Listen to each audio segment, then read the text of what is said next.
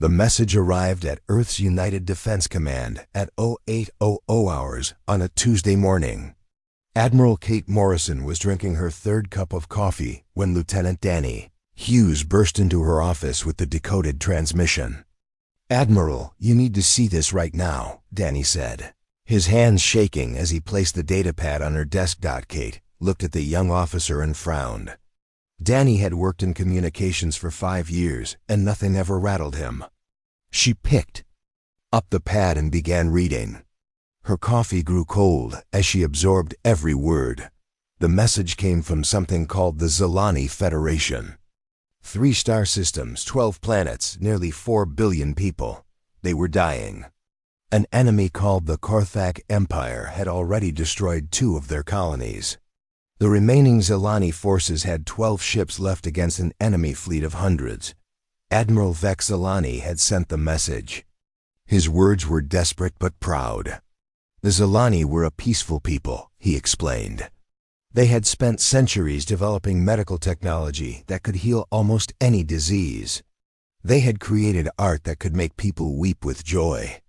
Their children learned philosophy before they learned to walk, but they had no weapons, no soldiers, no knowledge of war.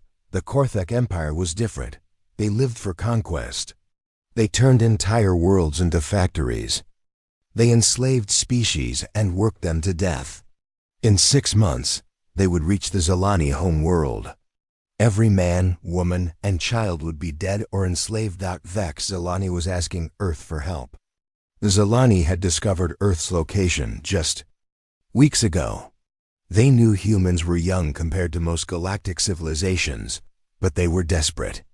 They offered to share their medical knowledge, their art, their science. All they wanted in return were evacuation ships, medical supplies, and maybe some soldiers to help them run away safely. Kate read the message 3 times. Then she called an emergency meeting. An hour later, the command center was full.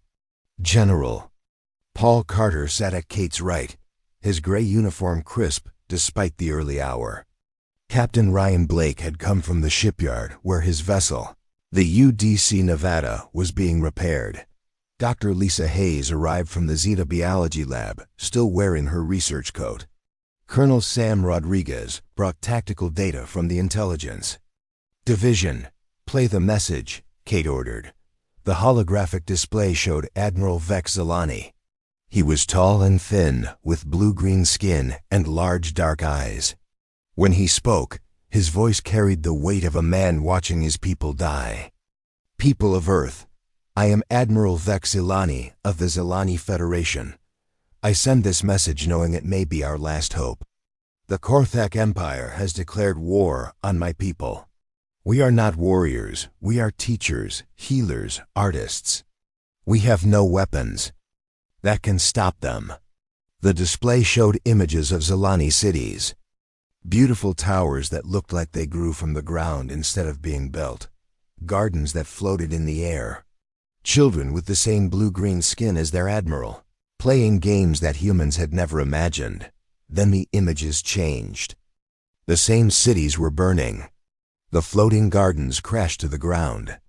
The children were running, carried by adults who looked back at the flames consuming their homes. "We can offer you much in return for your help," Vex continued. "Our medical technology can extend human life by decades. Our agricultural systems can feed billions. Our artists can teach you new ways to see beauty. All we ask is for ships to carry our people to safety, supplies to keep them alive, and perhaps some of your soldiers to help us evacuate our worlds." The message ended with coordinates and a promise to wait for Earth's response. The room was quiet for a long moment.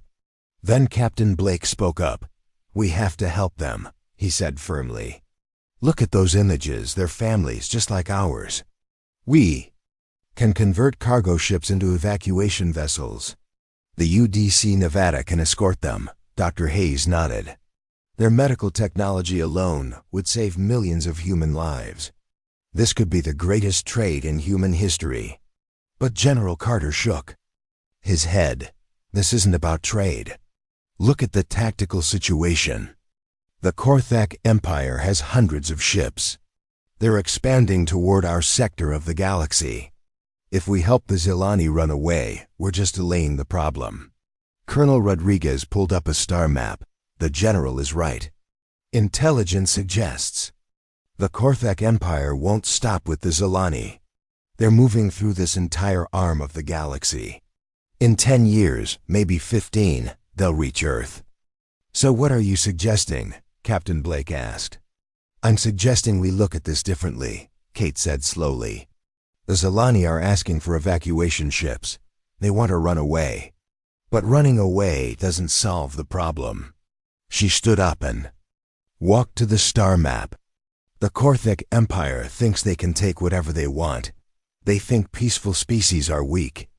They think no one will stand up to them. Admiral, Dr. Hayes said carefully, the Zilani are asking for humanitarian aid, not a military alliance. Kate smiled, but it wasn't a pleasant expression. Sometimes the most humanitarian thing you can do is solve the problem permanently. General Carter leaned forward. What do you have in mind? The Third Fleet is ready for deployment. 27 ships, including the UDC Ranger. Captain Jack Sullivan is looking for a mission worthy of his crew. Captain Blake stood up quickly. Admiral, you're talking about war. The Zilani asked for evacuation ships, not battleships. The Zilani asked for help, Kate corrected. They're thinking like victims. They want to run away and hope the problem goes away. But problems like the Korthak Empire don't go away on their own. Colonel Rodriguez was already running calculations. If we hit them hard and fast, we could break their expansion before they reach other systems. The Zilani aren't the only peaceful species in that sector. This is madness, Dr. Hayes said. We're talking about starting a war with an empire we know nothing about. No, Kate replied. We're talking about ending a war that's already started. The Korthak Empire declared war on peaceful people. They think no one will fight back. She turned to face the room. The Zilani sent us a message asking for help. They're about to learn something important about humanity. When we help someone, we don't just treat the symptoms.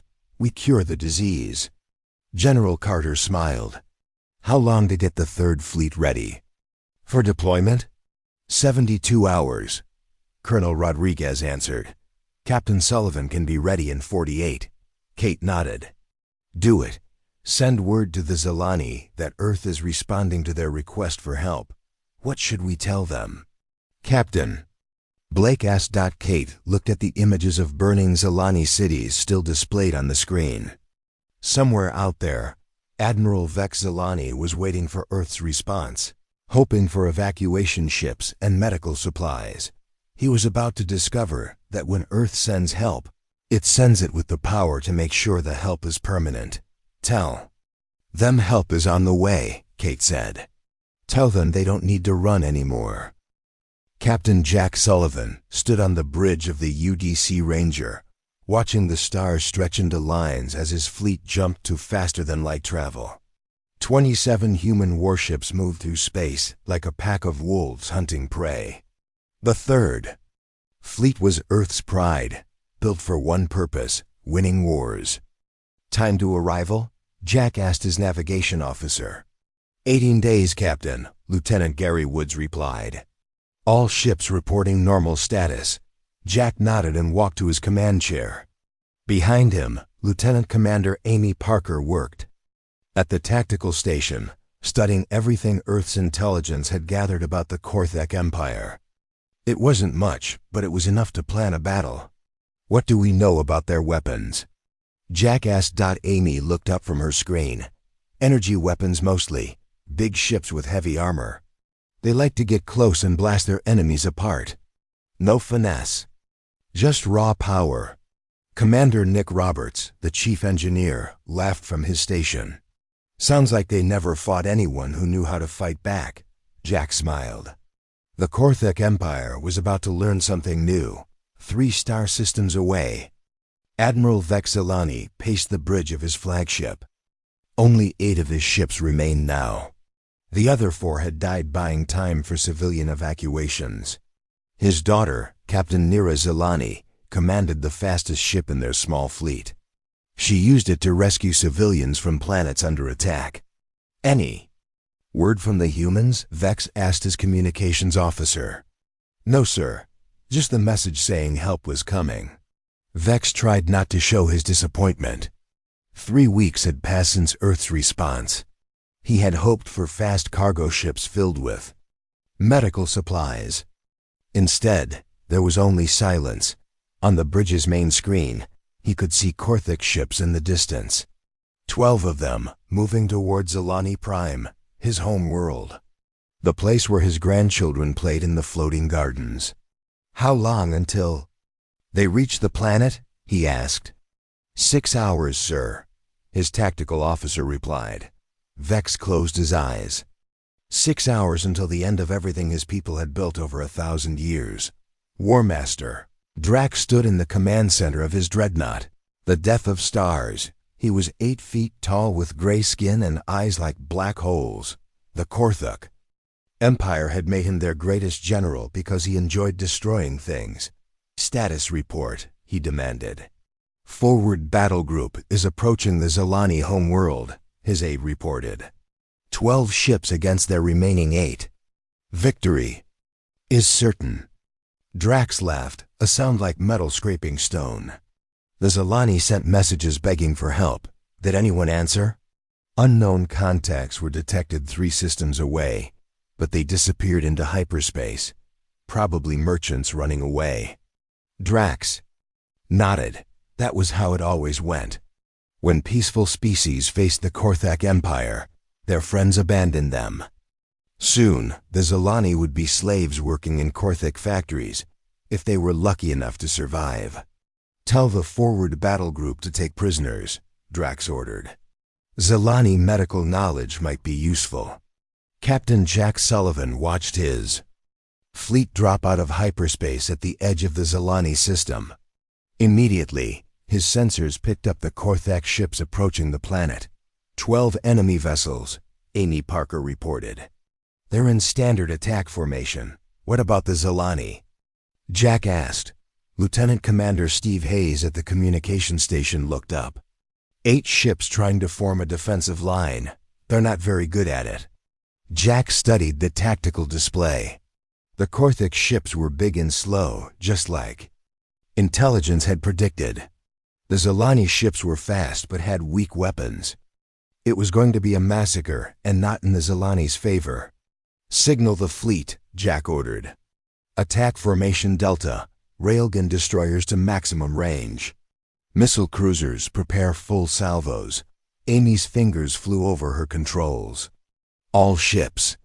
Report ready, Captain. Jack looked at the screen showing the Korthak vessels. They hadn't even noticed the human fleet yet. They were focused on the helpless Zelani ships ahead of them. Fire, Jack said quietly. Space lit up with human weapons. Railgun rounds, moving at incredible speed, crossed the distance between the fleets in seconds. Missiles followed, guided by targeting computers that could track a coin in a dust storm. The Korthik ships had no warning. The first 3 exploded before their crews knew they were under attack. The others tried to turn and fight, but human weapons fired faster than Korthik armor could absorb damage. On the Zelani flagship, Admiral Vex Zelani watched in amazement as the enemy ships died. One moment the Korthak vessels were preparing to destroy his planet. The next moment, they were burning wreckage floating in space. Where did those weapons come from?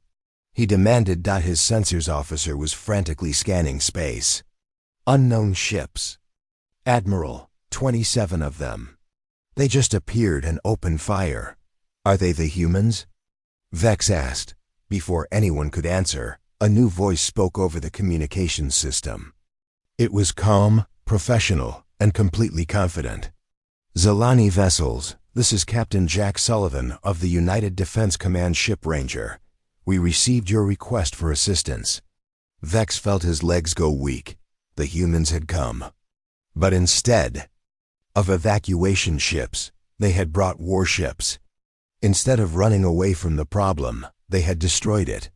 Captain Sullivan, Vex managed to say, "We are grateful for your help, but we asked for evacuation ships and medical supplies." There was a pause before the human captain replied, "Admiral Zelani, we brought something better. We brought the solution to your problem." On the UDC Ranger, Jack Sullivan watched the last Korthik ship explode. 80 minutes from first contact to complete victory. Not bad for a Tuesday. Casualties? He asked. "None, sir," Amy Parker reported. "The enemy never got close enough to hit us." Commander Roberts shook his head. "They fought like they expected their enemies to just stand there and die." "Maybe that's what usually happens," Jack replied. Time to change their expectations. The battle had been a small one, but Jack knew it was just the beginning. The Korthak Empire had hundreds of ships. Their leader, this Warmaster Drax, would want revenge for what happened here. "Signal Admiral Morrison on Earth," Jack ordered. "Tell her we've made contact with both the Zelani and the Korthak Empire. Request permission to establish a forward base." "Sir," Lieutenant Commander Hayes called from communications. "The Zelani Admiral wants to meet with you," Jack nodded. "Set up a meeting. And Hayes, send a message to the Zelani population. Tell them they don't need to evacuate anymore. Tell them Earth is here to stay." On Zelani Prime, billions of people looked up at the sky where the burning remains of Korthak ships fell like shooting stars. For weeks they had prepared to flee their homes. They had packed their most precious belongings and said goodbye to everything they couldn't carry. Now, human ships moved through their space like guardians. The Korthak Empire had come to destroy them, but Earth had come to fight. Admiral Vex Zelani sat in his command chair, trying to understand what had just happened. His people had cried for help, expecting charity. Instead, Earth had sent warships and victory. The humans hadn't come to help the Zelani run away. They had come to make sure the Zelani never had to run again. Warmaster Drax stood in his war room aboard the Death of Stars, staring at the reports with disbelief. 12 ships destroyed, no survivors, no distress calls. The enemy had appeared, attacked, and vanished the remains in 80 minutes. "This is impossible," he growled at his aide. "What species did this?" "The survivors from our scout ships report unknown vessels. Fast, heavily armed. They appeared from nowhere and struck without warning." Drax's black eyes narrowed. In 50 years of conquest, no enemy had ever destroyed his ships so easily. The Korthak Empire ruled through fear and superior firepower. But someone had just made his forces look weak. "How many ships do these unknowns have?" 27 confirmed contacts, Warmaster. All military vessels." Drax laughed, the sound echoing through the chamber. 27 ships against the might of the Korthak Empire? Send word to the fleet commanders. I want 300 ships ready for battle. We will crush these fools and make an example of them. On Zelani Prime, Captain Jack Sullivan walked through the capital city with Admiral Vex Zelani. Everywhere they went, Zelani civilians stopped to stare at the human. Word had spread quickly that the aliens who destroyed the Korthak attack fleet looked just like the beings in their ancient stories about warriors from distant stars. "Your people seem nervous," Jack observed. Vex nodded. "We have been peaceful for so long. We forgot that some problems require violence to solve. Your arrival reminds us of what we gave up to become civilized." They entered the Zelani Command Center, where Captain Nira Zelani was coordinating with human officers. Lieutenant Commander Amy Parker worked alongside Zelani technicians combining human weapons technology with Zelani defensive systems. "Status report," Jack requested. Amy looked up from her console. "We've established orbital defense platforms around all 3 inhabited worlds. The Zelani are fast learners. Their engineers adapted our shield technology in half the time we expected." "Captain," Nira approached them. She looked like her father, but moved with the quick grace of a fighter pilot. "Captain Sullivan, my scouts report massive Korthek fleet movements. They're gathering ships from across their empire." Jack studied the tactical displays showing enemy positions. "How many?" "Our best estimate is 300 ships, including their flagship," Nira replied. "The Death of Stars is twice the size of your largest vessel." Vex looked worried. "Captain, perhaps we should reconsider evacuation. 300 ships against 27 seems impossible." Jack smiled. "Admiral, you're thinking like someone who's never been in a real war. Numbers don't always determine victory. Training, tactics, and determination do." At that moment, Commander Nick Roberts entered with a data pad. "Captain, we've finished analyzing the Korthek weapons from the wreckage. Their technology is at least 50 years behind ours. Big guns, heavy armor, but no sophistication. What about their tactics?" Amy asked. "Crude," Nick replied. "They rely on overwhelming firepower and intimidation. They've probably never fought an enemy that shoots back effectively." Jack nodded.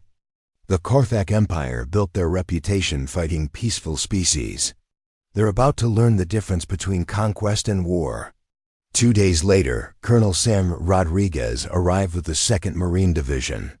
Major Ellen Brooks led the ground forces as they began working with Zilani civilians. The humans taught basic combat techniques to people who had never held weapons. "I don't understand," said Dr. Kira Zilani, a medical researcher watching the training. "Why teach us to fight when your ships can protect us?" Major Brooks cleaned her rifle while she spoke. "Because protection is temporary. Learning to protect yourself is permanent. What happens if our ships aren't here next time?" Dr. Lisa Hayes worked in the Zilani Science Complex, studying their medical technology while sharing human military innovations. The combination created new defensive systems that neither species could have developed alone. "Your healing technology is incredible," Lisa told Dr. Kira. "But you never developed combat medicine, keeping soldiers alive during battle." "We never needed it," Kira replied sadly. "Perhaps that was a mistake." Lisa shook her head. "Being peaceful isn't a mistake, but being helpless is. There's a difference between choosing not to fight and being unable to fight." Meanwhile, Captain Jack Sullivan received reports from his scouts. The Korthak Empire was indeed gathering a massive fleet. War Master Drax himself was coming to personally oversee the destruction of the humans and their Zilani allies. "He's bringing everything," Amy Parker reported. "Every ship they can spare from their other conquests." "Good," Jack replied. "Then we can end this war in one battle instead of fighting it across multiple systems." Vexilani overheard this and stared at the human captain. "You're not concerned about facing such overwhelming numbers?" Jack turned to face him. "Admiral, let me explain something about humans. We've been fighting wars for thousands of years. Not conquest wars like the Korthek, but survival wars. Wars where losing meant extinction. That experience taught us something important." "What?" Vex asked. "The bigger they are, the harder they fall. And the Korthek Empire has gotten very big." 5 days after the first battle, long-range sensors detected the approaching Korthak fleet. 300 ships moving in perfect formation, with the Death of Stars at their center like a dark moon surrounded by metal stars. Drax broadcast a message to the Zilani system on all frequencies. His image appeared on every screen, showing his 8-foot frame and eyes like black holes. "Unknown species," his voice boomed. "You destroyed my ships and interfered with Korthek conquest. I am War Master Drax, the destroyer of worlds. Surrender now, and I will allow you to serve the Empire as slaves. Refuse, and I will turn your planets into dust." The message ended with images of worlds the Korthak Empire had destroyed. Cities reduced to ash, populations enslaved. Entire civilizations erased from existence. Captain Jack Sullivan sat in his command chair, listening to the ultimatum with a calm expression. When it finished, he ordered Lieutenant Commander Steve Hayes to open a channel to the approaching fleet. "This is Captain Jack Sullivan of the United Defense Command Ship Ranger," he began, his voice steady and professional. "War Master Drax, you made a mistake when you attacked peaceful people. You made a bigger mistake when you threatened to destroy them. But your biggest mistake was assuming that humans are like the other species you've conquered." Jack paused, looking directly into the camera. "You wanted war with the Zilani. Now you have war with humanity. We accept your surrender." The transmission ended, leaving Drax staring at his screen in rage and disbelief. No species had ever spoken to the Korthak Empire with such confidence. No enemy had ever offered to accept their surrender. "War Master," his aide said nervously, "perhaps we should reconsider. These humans seem different from our usual enemies." Drax's roar echoed through the death of stars. "Different? 27 ships against 300? I will personally destroy their flagship and feed their captain to the void." He turned to his fleet commanders. "All ships, attack formation. Show these humans what happens when someone challenges the Korthak Empire." On the UDC Ranger, Jack Sullivan watched the enemy fleet approach. His 27 ships looked tiny compared to the approaching armada, but looks could be deceiving. "All ships report ready for battle," Amy Parker announced. Jack nodded. "Signal the fleet. Execute Plan Thunderstorm." The human ships suddenly scattered in all directions, moving faster than the Korthak sensors could track. What had looked like a small, helpless fleet transformed into something else entirely. Something dangerous. The Battle of Zilani Prime was about to begin, and War Master Drax was about to learn why humans had survived every war they'd ever fought. The Battle of Zilani Prime began when the human fleet scattered like leaves in a storm. War Master Drax watched from his command throne as the 27 ships moved in patterns his tactical computers couldn't predict. His 300 vessels had formed the standard Korthak battle line, but the humans refused to fight by the rules. "What are they doing?" Drax demanded. His tactical officer studied the displays with confusion. "They appear to be retreating, War Master. But they're moving toward our flanks instead of away from us." Captain Jack Sullivan smiled as he watched the Korthak fleet try to respond to Plan Thunderstorm. The enemy ships were too big and slow to match human maneuvers, like trying to catch flies with a hammer.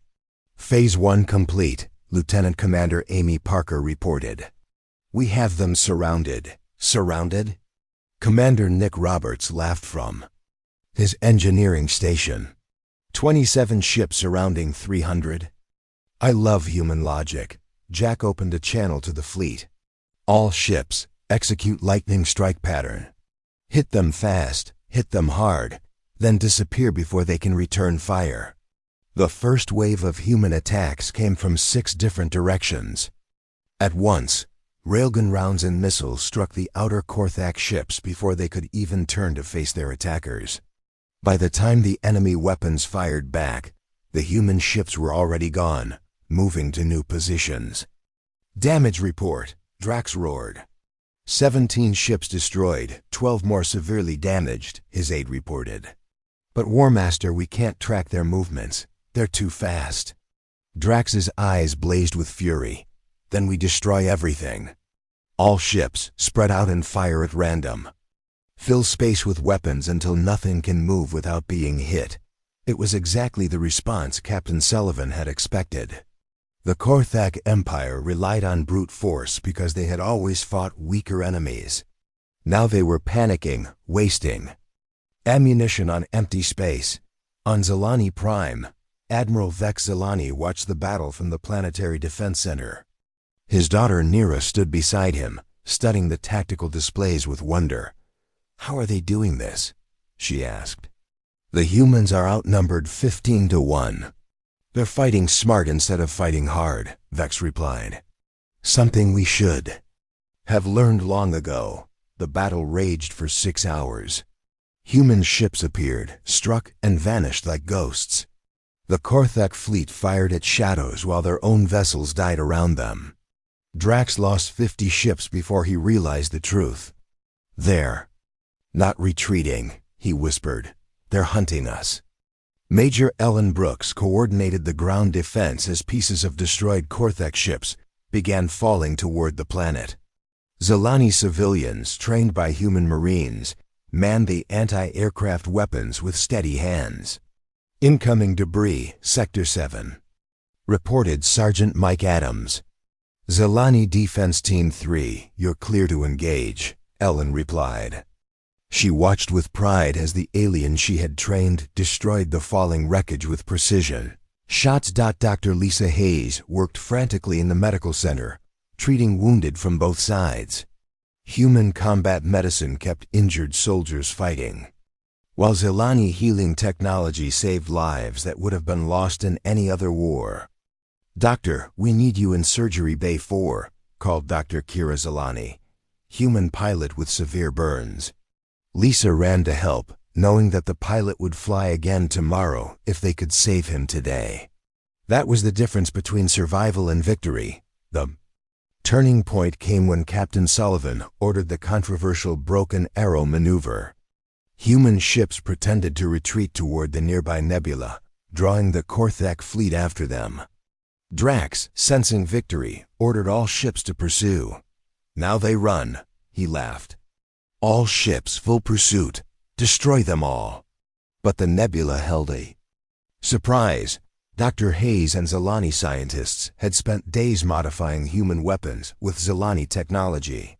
The combination created something neither species could have built alone. "Broken Arrow is ready," Amy Parker announced. "All ships clear of the activation zone." Jack watched the Korthak fleet enter the nebula in pursuit of his fleeing ships. 300 vessels packed together, chasing what they thought was a beaten enemy. "Fire," he ordered quietly. The modified weapons created an electromagnetic storm that filled the entire nebula. Korthak ships, built for brute force rather than delicate electronics, began failing one by one. Their engines died, their weapons powered down. Their life support systems failed. Half the enemy fleet was crippled in 10 minutes. Impossible. Drax screamed as his own ship shuddered under the electromagnetic assault. "What kind of weapon is this?" His tactical officer's voice was filled with fear. "War Master, we're losing power. All systems are failing." But the Death of Stars was built to survive anything. Its massive armor and redundant systems kept it functioning even as smaller ships died around it. Drax managed to escape the nebula, with only 50 ships remaining. "Retreat to the staging base," he ordered. "We'll regroup and return with more ships." But Captain Nira Zilani had other plans. She approached Captain Sullivan with a request that surprised him. "Let me pursue them," she said. "My ship is fast enough to catch the Death of Stars before it escapes." Jack considered this. "It's dangerous. That's still a powerful enemy." "My people have been running from danger for too long," Nira replied. "It's time we faced it," Jack nodded. "Take Lieutenant Commander Parker and the Strike Wing. Make sure that Dreadnought never threatens anyone again." The final battle took place above a barren world where the Korthak Empire had built their forward base. The Death of Stars, damaged and alone, faced the combined human Zilani pursuit fleet. War Master Drax made his last stand with the fury of a cornered beast. But his ship was crippled, his crew was demoralized, and his enemies had learned to work together. "This is impossible," he transmitted as human and Zilani weapons tore through his armor. "The Korthak Empire has conquered 1,000 worlds. We cannot be defeated by 27 ships." "You weren't defeated by 27 ships," Captain Sullivan replied over the communication channel. "You were defeated by the idea that conquest and strength are the same thing. You're strong, War Master. But we're stronger." The Death of Stars exploded in a flash of light that could be seen from 3 star systems away. With it died the Korthak Empire's expansion into this arm of the galaxy. 6 months later, Admiral Kate Morrison arrived at Zilani Prime with a convoy of ships carrying the humanitarian aid originally requested by the Zilani, medical supplies, food, construction materials, and teachers to help rebuild what the war had destroyed. Interesting timing. Admiral Vex Zilani observed as they watched the supplies being unloaded. Kate smiled. We sent warships first because peace requires victory. Now that the threat is gone, we can focus on healing. The Zilani Federation not only survived but grew stronger. They learned to defend themselves while keeping their peaceful nature. The galaxy learned that when someone called Earth for help, they got exactly what they needed, even if it wasn't what they asked for. Captain Jack Sullivan received new orders 3 weeks later. Another distress call from across the galaxy. Another peaceful species facing extinction from a conquering empire. Well, people, he announced to his crew, looks like someone else needs our help. The UDC Ranger and its battle group prepared for departure, leaving behind a grateful ally and a galaxy that understood something important about humanity. When humans said they were helping, they meant permanently. The phrase they cried for, "Help, Earth sent warships instead," became famous throughout the galaxy. Some species used it as a warning. Others used it as a promise. The Zilani used it as the title of their greatest historical document, because sometimes the most humanitarian response is the most decisive one.